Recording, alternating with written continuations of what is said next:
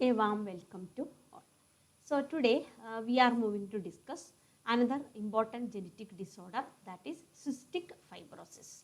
So from the image itself you can see where these diseases are affected, usually in the main important organ of our body, lungs. So what is cystic fibrosis? So it is a chronic, progressive and frequently fatal genetic disorder, and it is an inherited diseases of mucus glands in our body.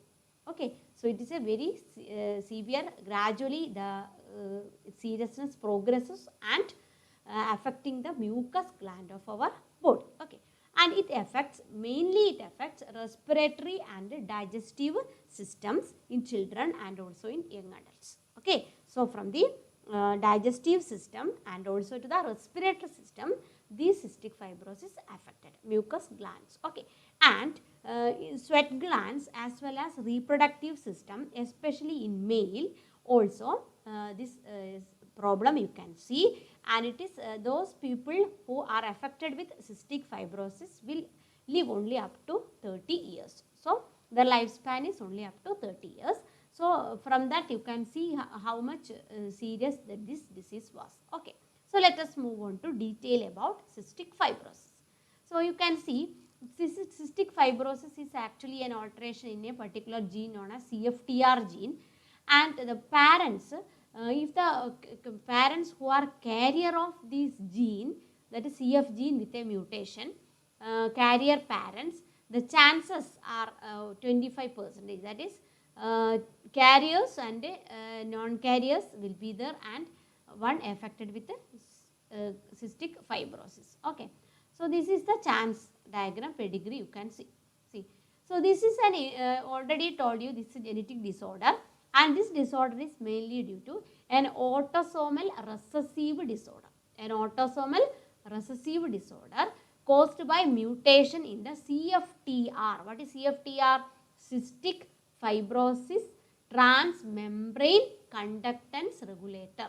Okay, cystic fibrosis transmembrane conductance regulator, that is a gene. Okay, so this gene is actually the reason for cystic fibrosis. The alteration or mutation in this particular gene result in cystic fibrosis. So this is an autosomal recessive disorder. Clear? So heterozygous carrier, I already told you, they are the carriers. They carry only one copy of the altered gene. Okay, so these carriers are asymptomatic, means they never show any symptoms. Okay, such two carriers are crossed, what happens? There is a chance of forming diseased one. So their carriers are usually showing no symptoms. Okay, and two altered genes must be present for cystic fibrosis to appear. Okay, it's autosomal recessive. Then if both parents are carriers, their offsprings, I already told you, only CF symptoms will be there, only those who had the two copies of the recessive gene. Okay, one copy from one parent, another copy from other parent. If the two copies are there, they are showing the symptoms of cystic fibrosis. Okay, this is the unaffected carrier father, unaffected carrier mother. What happens is unaffected 4 in 1 chance. RR, heterozygous, means they are the carriers, but the chance is that 1 in 4 will be recessive, small r, recessive, that is the diseased one. Okay, these two never show any symptoms because they are the carriers, heterozygous. Okay, now it is caused by the defects in the gene, I already told you, CFTR gene, that encodes a protein. Okay, every gene encodes a protein. What is the peculiarity of this protein? This controls the chloride channel, okay, through cyclic adenosine monophosphate. So chloride channel is an important, that's a membrane channel, you know. So in that this system, actually this gene secretes a protein. That protein controls the chloride channel. So mutation in the gene, what causes the result? CFTR gene, if a mutation result in abnormality of this cyclic adenosine monophosphate regulated chlorine transport. So there exists an abnormality in the cyclic adenosine monophosphate regulated chloride channel. that chloride channel, that process will be disrupted when this gene is mutated. Okay, so what happens is, this is happening in the surfaces or the mucosal surfaces. So let us see what happens when this gene altered or this protein is not produced.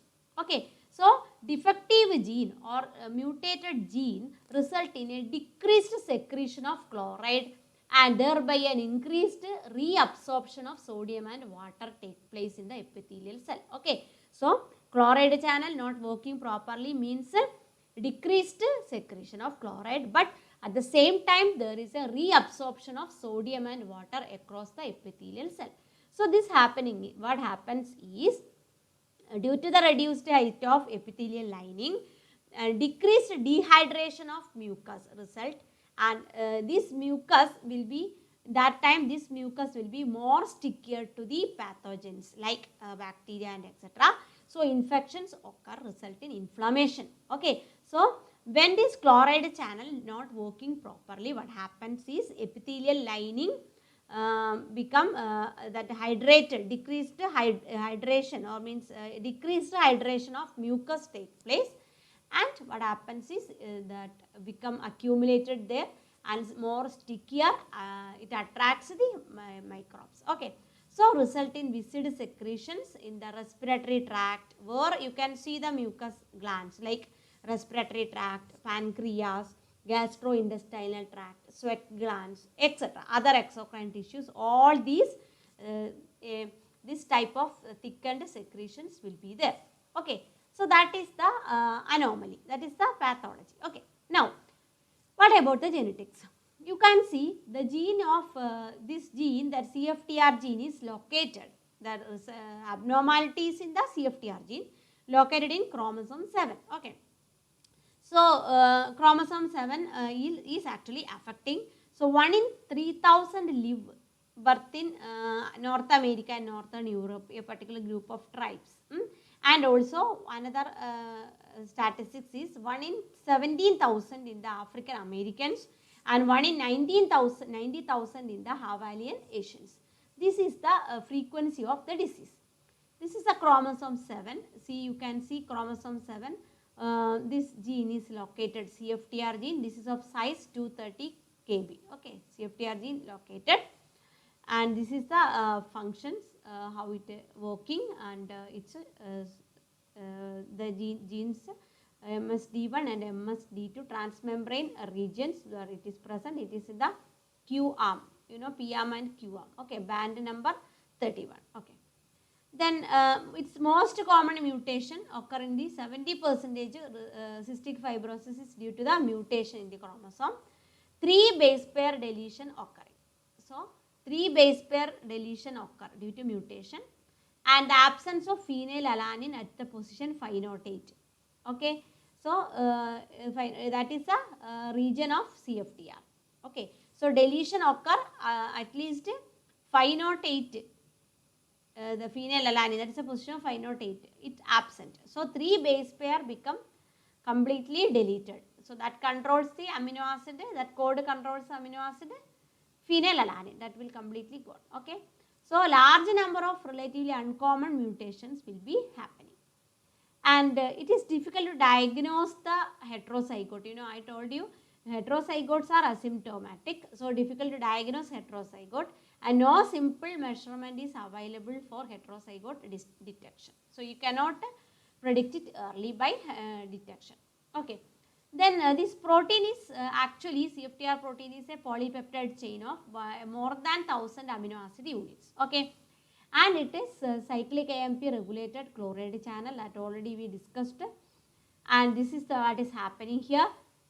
In the normal case, this is a thing that CFTR gene, CAMP mediated cycling adenine monophosphate mediated chloride channel. This is the epithelial cells membrane. This passes through this, it controls this. Okay, if it is not in the proper function, this protein is not produced, what happens is this will never happen. That is the condition. And this is a normal lung cells, epithelial cells. You can see the mucus gland, the tract. What happens is it movement taking place, it's a free flow of this mucus, And what happens here is cystic fibrosis, it will become accumulated here, mucus plug will be here. In this plug actually what happens is the microorganisms and that will cause the inflammations. This is the affected, CF affected one, this is a normal person. Then what is a normal function, this is actually the giving instruction for the protein for membrane transmittance of chloride channel, and usually happening in the saliva, tears, sweat and all. It transport the negatively charged chloride in and out. Okay. So what is the role of this chloride? It helps to control the movement of water in tissues and maintain fluidity of mucus. Means mucus will not be so hard or is plugged, but it will become smooth and flow due to fluidity, maintains the fluidity by chloride channels. Okay. So mucus is a slippery substance, that lubricates and protects the lining of airways. Okay, reproductive system and all. This lubricates. Healthy people, sodium absorption and secretion of chloride ion surfaces, that is in a balanced way and promote this transport, normal people. But in CF, that is cystic fibrosis affected people, what happens is this channel become blocked and mucus become plugged and mucus clearance not happening and mucus adhesion to airway take place. Okay. So this is the hyper concentration or more concentration of mucus is the feature of cystic fibrosis. So CFTR regulates its functions. These channels are necessary for normal functioning of lungs and other, especially important organs are lungs and pancreas. Okay. So more than 1,000 mutations are identified, have been identified in CFTR. You think about the seriousness. So it affects the single protein building block amino acid in the CFTR protein, delete a small amount of DNA from CFTR region, but the consequence is great. So you can see what are the symptoms here. This is the person, its lungs main you can see tract, that this is enlarged here. So mucus in the airways, see the blocks yellow colored region, this is a mucus in the airways.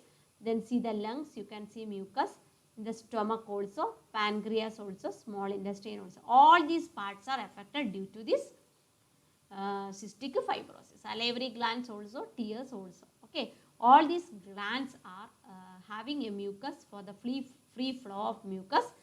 But what happens here is the mucus plug occurs, it never open, that will cause the inflammation. Okay. Symptoms are no bowel movements in the first 48 up to 48 hours of life. Then stool may be clay colored or foul smell will be there. Salty tasting skin, respiratory infections, coughing and wheezing, weight loss, diarrhea, delayed growth, fatigue, all are the symptoms of CF. And how it impairs lungs, you can see the normal way, mucus diseased lungs, then block occurs, actually the block occurs, accumulation of mucus causes breathing problems and also the infections. What happens in the intestine is malnutrition, then poor growth and infection will be the result in the intestine. Then it mainly affects the lungs. What are the conditions? I already told you, inflammation is the main problem. Then various types of bacteria infects the lungs.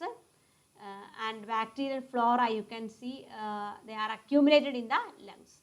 Then intestine also, reduced chloride secretion, what happens is malnutrition and distal intestinal obstruction syndrome. That's an in the ileus, meconium ileus, at birth. At birth distal, that is a small first initial stages of the development, the small intestine, that part.